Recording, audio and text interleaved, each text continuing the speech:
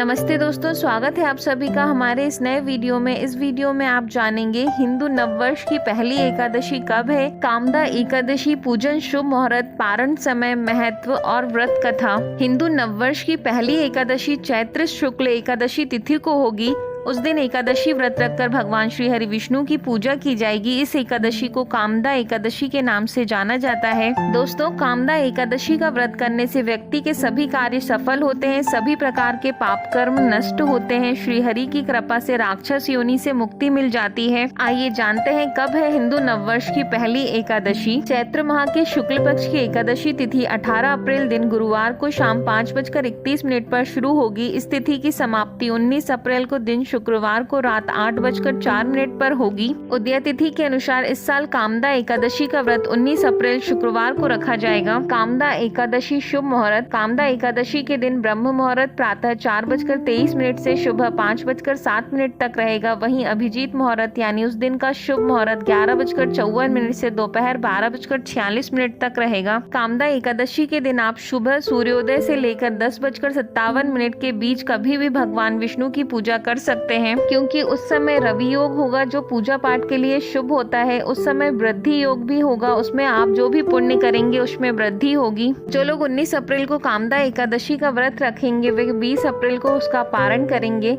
उस दिन पारण का समय सुबह 5:50 से सुबह 8:26 तक है। उस दिन द्वादशी तिथि का समापन 10:41 पर होगा। द्वादशी समाप्त होने से पूर्व पारण कर लेना चाहिए। कामदा एकादशी व्रत का महत्व। कामदा एकादशी का व्रत करने से साधक को 100 यज्ञों के बराबर फल की प्राप्ति होती है। इस व्रत को करने से व्यक्ति की मनोवांछित कामना होती है, इसलिए इसे कामदा एकादशी के नाम से जाना जाता है। वेदों और पुराणों में बताया गया है कि जितना पुण्य हजारों वर्षों की तपस्या, सोना, मोती दान और कन्यादान से मिलता है, उससे अधिक फल मात्र कामदा एकादशी का व्रत करने से मिलता है। कामदा एकादशी को फलदा एकादशी भी कहते हैं। फलदा शब्द का अर्थ है फल की प्राप्ति और शब्द कामदा का अर्थ होता है कामनाओं की दात्री, अर्थात कामनाओं को पूरा करने वाली। कामदा एकादशी को ब्रह्म हत्या जैसे पापों तथा पिशाचत्व आदि दोषों का नाश करने वाली एकादशी माना जाता है। इस कथा को सुनने और सुनाने वाले व्यक्ति की हर मनोकामना पूर्ण होती है। कामदा एकादशी व्रत कथा।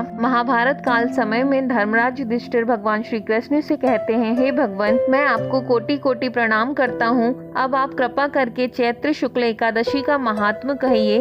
भगवान श्री कृष्ण युधिष्ठिर से कहते हैं कि हे धर्मराज, ये प्रश्न एक समय राजा दिलीप ने गुरु वशिष्ठ से भी पूछा था और जो समाधान गुरु वशिष्ठ ने कहा वो मैं आपसे कहता हूँ। प्राचीन काल में भोगीपुर नगर में पुंडरीक नामक एक राजन राज्य करते थे। भोगीपुर नगर में अनेक अप्सरा, किन्नर तथा गंधर्व वास करते थे तथा राजा पुंडरीक का दरबार किन्नरों व गंधर्वों से भरा रहता था, जो गायन और वादन में निपुण और योग्य थे। वहाँ नित्य ही गंधर्वों और किन्नरों का गायन होता रहता था। भोगीपुर नगर में ललिता नामक रूपसी अप्सरा और उसका पति ललित नामक श्रेष्ठ गंधर्व का वास था। दोनों के बीच अटूट प्रेम और आकर्षण था। वे सदा एक दूसरे का ही स्मरण किया करते थे।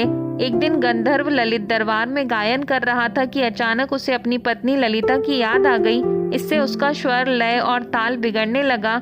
इस त्रुटि को कर्कट नामक नाग ने जान लिया और यह बात राजा पुंडरीक को बता दी। तब राजा पुंडरीक ने क्रोधपूर्वक कहा कि तू मेरे सामने गाता हुआ अपनी स्त्री का स्मरण कर रहा है, अतः तू कच्चा मांस और मनुष्यों को खाने वाला राक्षस बनकर अपने किए कर्म का फल भोग। पुंडरीक के श्राप से ललित उसी क्षण महाकाय विशाल राक्षस हो गया। उसका मुख अत्यंत भयंकर, नेत्र सूर्य चंद्रमा की तरह प्रदीप्त तथा मुख से अग्नि निकलने लगी।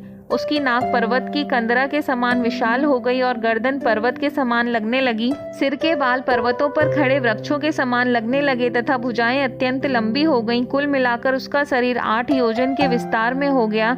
इस प्रकार राक्षस होकर वह अनेक प्रकार के दुख भोगने लगा। जब उसकी प्रियतमा ललिता को यह वृत्तांत मालूम हुआ तो उसे अत्यंत खेद हुआ और वह अपने पति के उद्धार का यत्न सोचने लगी।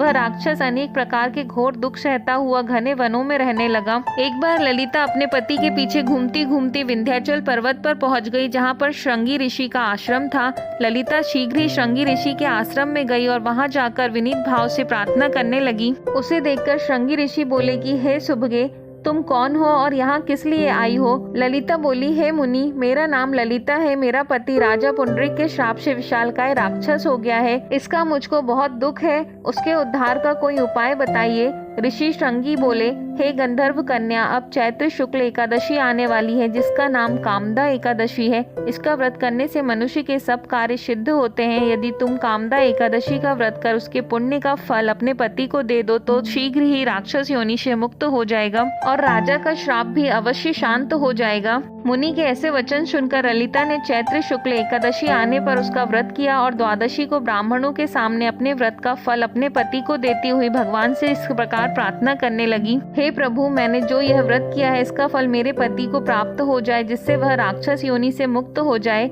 एकादशी का फल देते ही उसका पति राक्षस योनि से मुक्त होकर अपने पुराने स्वरूप को प्राप्त हुआ। फिर अनेक सुंदर वस्त्र आभूषणों से युक्त होकर ललिता के पास विहार करने लगा। उसके पश्चात वे दोनों विमान में बैठकर स्वर्गलोक को चले गए। वशिष्ठ मुनि कहने लगे, हे राजन, इस व्रत को विधि पूर्वक करने से समस्त पाप नष्ट हो जाते हैं तथा राक्षस योनि भी छूट जाती है। संसार में इसके बराबर कोई और दूसरा व्रत नहीं है। इसकी कथा पढ़ने और सुनने से वाजपेयी यज्ञ का फल प्राप्त होता है।